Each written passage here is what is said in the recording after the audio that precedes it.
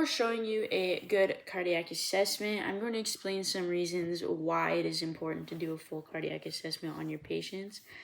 One of the examples may be identifying any life-threatening conditions. For example, someone who recently had a cold and has been coughing a lot could also experience some chest pain. It would be some chest wall pain. This could be seen as a heart attack or another cardiac emergency. That's why you want to do your process of elimination or your differential diagnosis, just so that you're treating what you need to and not something else. And the next one is serious illnesses can be hidden in not so serious symptoms.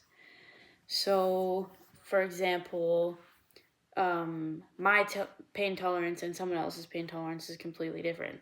My chest pain could be a 10 on a 10, but for the same illness, it could be 2 out of 10 for someone. So it is important to, even though they may not seem like they're in a lot of pain or that they're okay and well, but to just do a full check and a full assessment, because they could be having a serious emergency under the light of feeling just fine. Okay, anyway. Okay. So now for the full assessment. So along with the full assessment, you'd also do just a regular assessment. So you start off with your MCAPI, if your environment is safe, your mechanism of injury. So in this case, it would be chest pain. Your casualties, we just have the one. Your allied agencies, if you need any. Your PPE, obviously your gloves, if you need a gown, mask, goggles, stuff like that. Your general impression, so the age, the sex, the appearance, the position, and the weight of the patient. After that, you go along and do your introductions. You'd introduce yourself. Hi, my name is Morgan. I'm a paramedic. What's your name? Do you want to tell us why you called? Just that such of things. And then you'd start with your ABCs. So you'd look at your patient, ask them, can you open your mouth for me? You look inside, see if there's any obstructions, anything like that. Just another indicator would be if your patient is talking to you. Well, then that's another way to tell you that the patient is alert and that their airway is patent. But it's still good to check. You go on to, so after A, you do breathing. Your stethoscope. I don't have mine. It's fine. Put your stethoscope in. You ask them, take a deep breath. Good. Just do one more. One more. And one last one. Perfect. You listen for if there's any adventitious sounds, any wheezing, crackles, stuff like that. After that, you would do the circulation. So I'm just gonna, you would, on the same side as the body, you would take their radial pulse and their carotid pulse. See if they're equal and the same strength.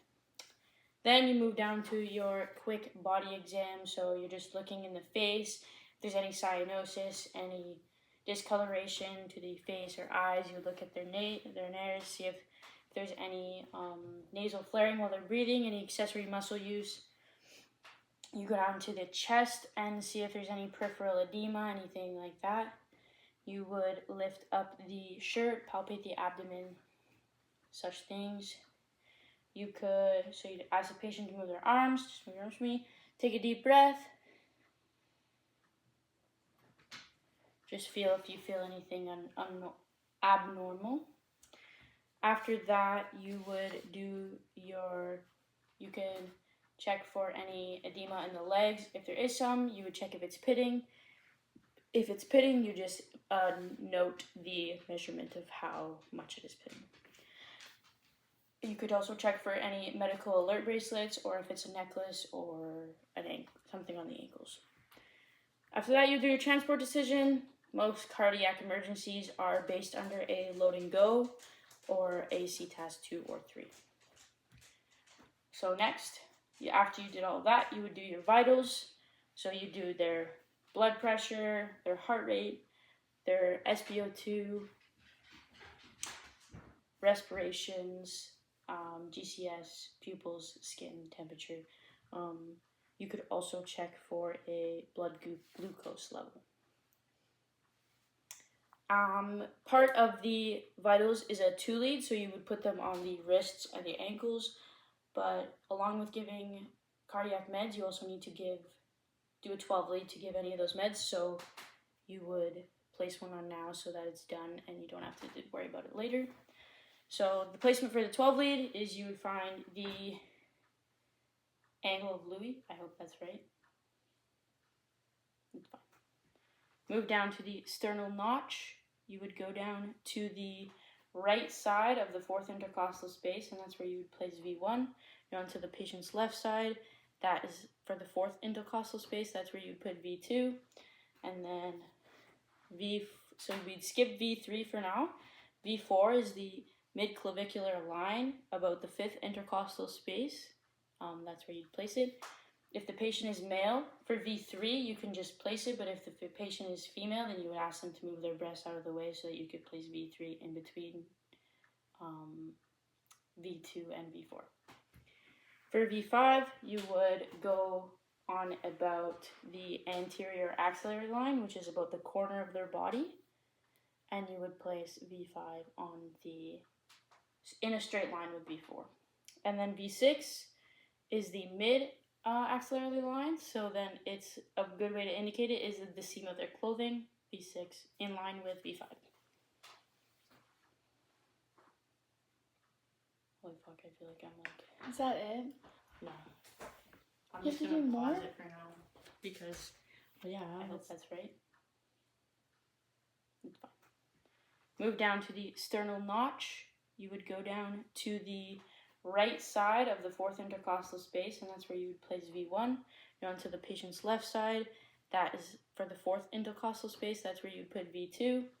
And then so we'd skip V3 for now. V4 is the mid-clavicular line about the fifth intercostal space. That's where you'd place it. If the patient is male, for V3, you can just place it, but if the patient is female, then you would ask them to move their breasts out of the way so that you could place V3 in between V2 and V4.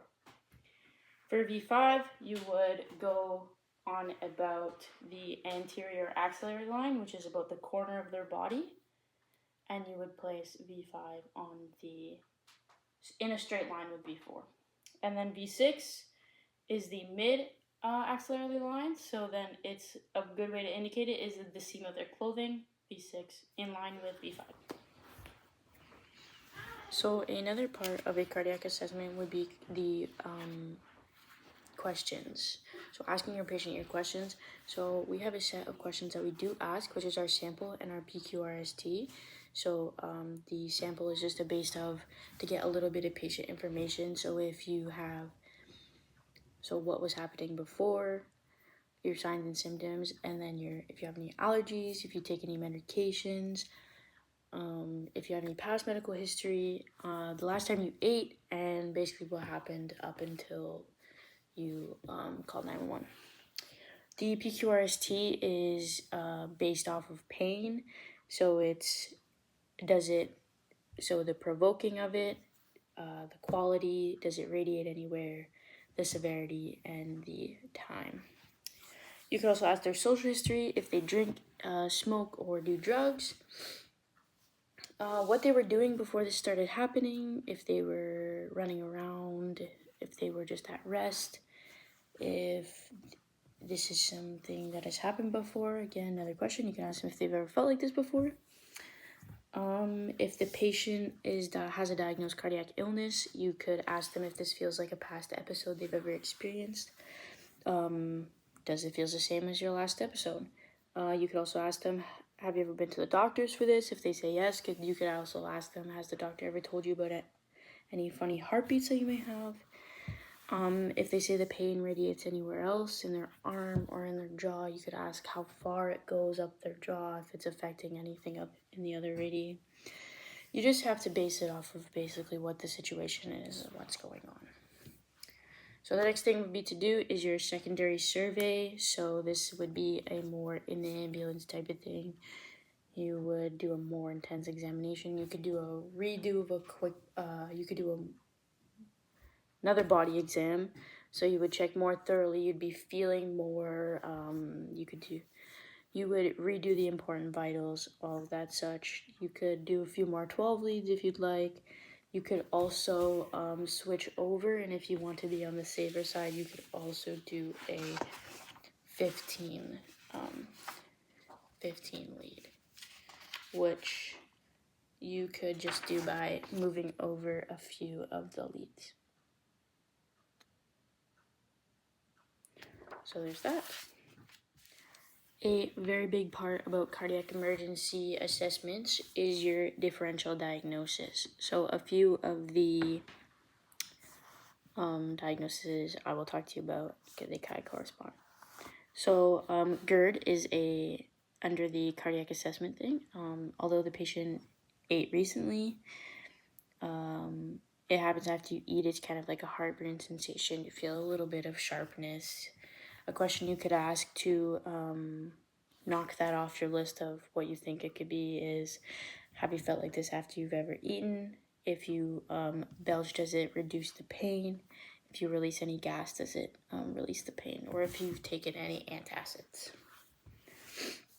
There is stable angina and unstable angina. So stable angina happens mostly when someone has overexerted themselves by doing too much exercise, or stress could also cause that as well. The patient most of the time could be running or just lifting things, stuff like that. And unstable angina could be that you're just sitting on the couch watching TV and the episode started going. Another one could be pulmonary edema. So it sounds like a respiratory issue, but it does cause a tightness type of chest pain.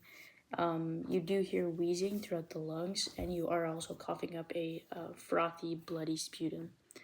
But one of the main symptoms is shortness of breath, and that is one of the major giveaways for pulmonary edema. So if you come to your consensus of what you're talking about, then you could move along to giving the medication. So as PCPs, the medication we give is nitroglycerin and ASA. So I have one of the cardiac medical directives. So ASA, over 18, your level of altered is unaltered, and you are able to chew and swallow. Nitroglycerin is over 18, unaltered. Your heart rate needs to be about 60 to 159. Your SPP needs to be normal tension, and if you have a prior use of nitroglycerin or an IV access. Over. Your contraindications for ASA are allergy sensitivity to NSAIDs, if asthmatic, no prior use, current active bleeding, and CVA or TBI in previous 24 hours. And then for nitroglycerin, it is allergy or sensitivity to nitrates, phosphodiesterase inhibitor use within the previous 48 hours. So those are erectile dysfunction medications like Viagra. Another one would be if your SPP drops 1/3 or more of its initial value, so the first one you take after nitroglycerin is administered, then you would stop giving it. And as I said before, a 12-lead ECG compatible with a right ventricular MI. So your treatment for ASA, it's given by mouth. You chew and swallow. It's 160 to 162 milligrams. Your max dose is 162, which is 2 of the tablets because they either come in 80 or 81 milligrams. And then for your nitroglycerin, if there is STEMI indications, you would give 0.4 milligrams every 5 minutes, but only 3 times. If there's no STEMI indication, then you would give 0.4 milligrams every 5 minutes, 6 times. So just a brief explanation on how to give the medication. So ASA is a tablet, so you would ask your partner if it's the right, if it's expired, if it's the right drug and the right dose, and then you would also do your 7 rights for the patient. So your right time, right drug, right dose, right patient, right to know, right to refuse, and right route. So you just check all that with your partner, give them the medication, all that stuff, along with nitro. You'd ask your partner, is this expired? Is it good? Nitroglycerin, the right dose, everything like that. You'd also give your 7 rights again. that one is given sublingually, so it's a spray under the tongue. It does cause patients to have a slight headache and a little bit of a burning sensation in their mouth.